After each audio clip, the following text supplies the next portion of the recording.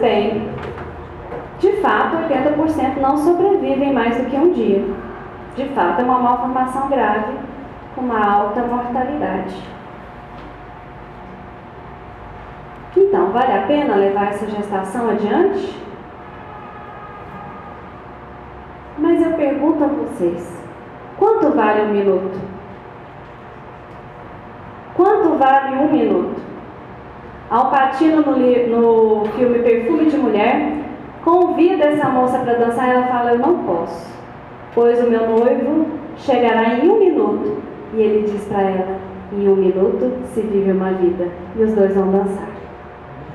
E ele é cego. Muito bem lembrado, Marquinhos. No livro Há 2000 anos, Palavras de Emmanuel, Públio Lentulus tem 1 minuto glorioso diante de Jesus.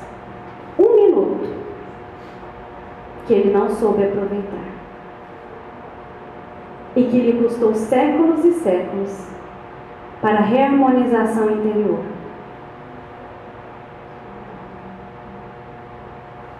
Paulo de Tarso, Saulo, neste momento, em 1 minuto em que ele vê Jesus, ele é capaz de aproveitar este minuto e muda toda a sua vida. E diz: Senhor, o que queres que eu faça? 1 minuto bastou.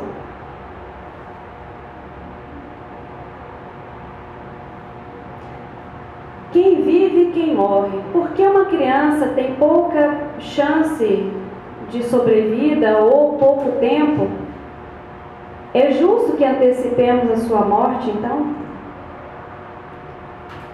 E quem é que sabe o tempo?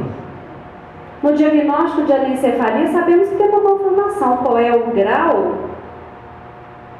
Não é tão fácil assim de saber.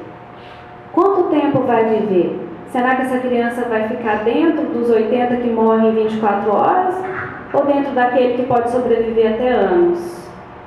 E eu pergunto para vocês, uma gestação de um feto saudável é garantia de vida longa? Quantas mães com gestações saudáveis, às vezes depois de uma infecção, de um trauma, têm um parto antecipado? E essa criança, pela prematuridade, morre. Ou adquire uma infecção congênita e fica neuropata, como a gente chama, com uma grave alteração do sistema nervoso central, não vê, não escuta, não fala, não mexe, retida ao leito. E a gente pede para antecipar o parto dessas crianças? Não. Como é que eu vou saber isso? Será que isso justifica? Quanto tempo vocês têm de vida? Vocês sabem? Quem me garante que daqui a pouco, em 1 minuto, não acontece alguma coisa com qualquer um de nós que vai nos reter ao leito? Reter ao leito é uma expressão que a gente usa dentro da medicina, quer dizer, fica paralítico, fica paraplégico. Por exemplo, se eu tiver um AVC aqui agora, eu posso simplesmente desencarnar aqui agora. E aí? Como é que a gente vai prever isso aí? Será que essa história de decidir quem vive, quem morre, tempo de vida, probabilidade, estatística, não é meio que a gente querer brincar de Deus, não?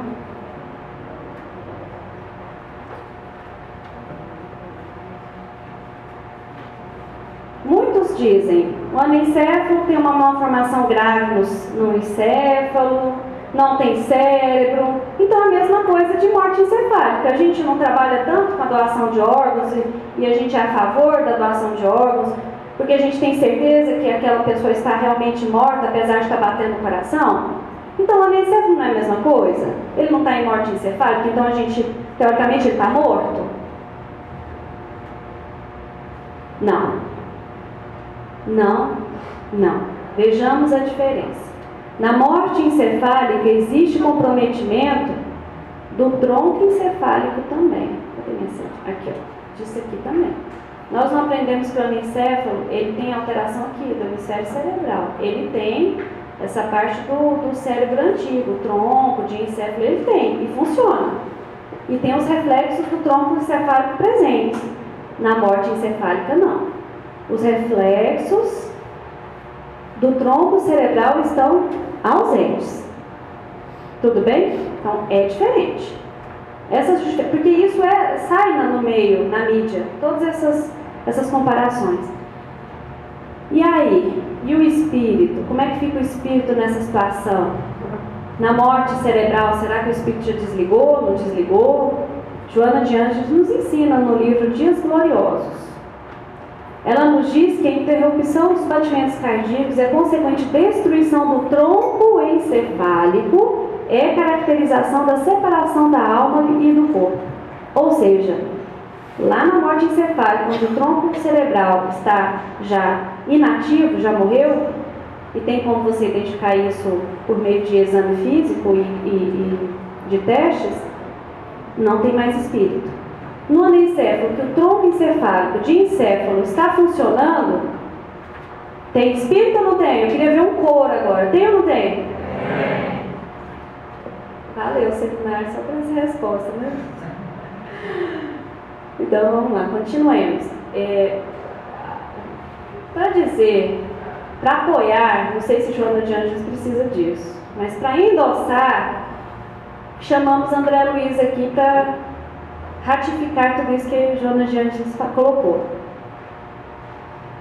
Em Evolução em Dois Mundos, no finalzinho, é o último parágrafo do capítulo 9, ele fala assim: no diencéfalo, o centro coronário entrosa-se com o centro cerebral, a exprimir-se, quer dizer, se expressar no córtex, quer dizer, no cérebro, e em todos os mecanismos do mundo cerebral. E dessa junção de força, o espírito encontra no cérebro o gabinete de comando das energias que o servem. Ou seja, mais uma vez, de encéfalo, tronco encefálico, ou seja, não é lá no cérebro, no telencéfalo, na parte mais nova do cérebro, é lá no tronco que o espírito se liga. Qual seria a explicação?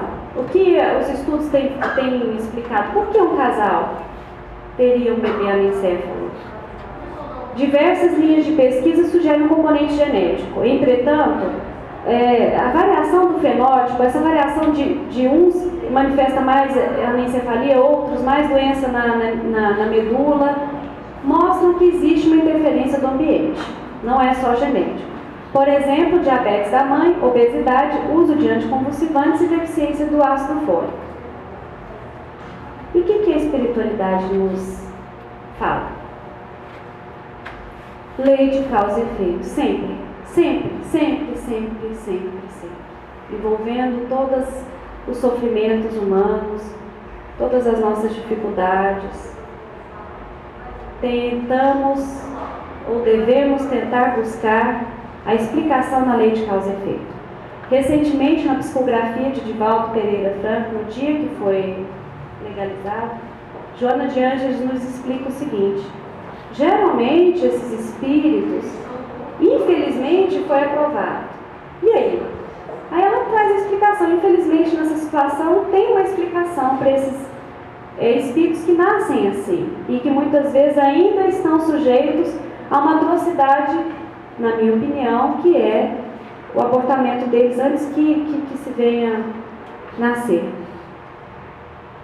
Na imensa gama dos instrumentos utilizados para o autocídio, quer dizer, espíritos que cometeram suicídio, o que é praticado por armas de fogo ou mediante quedas espetaculares de edifícios, de abismos, desarticula o cérebro físico e praticamente o aniquila. É inevitável o renascimento daquele que assim buscou a extinção da vida, portando degenerescências físicas e mentais.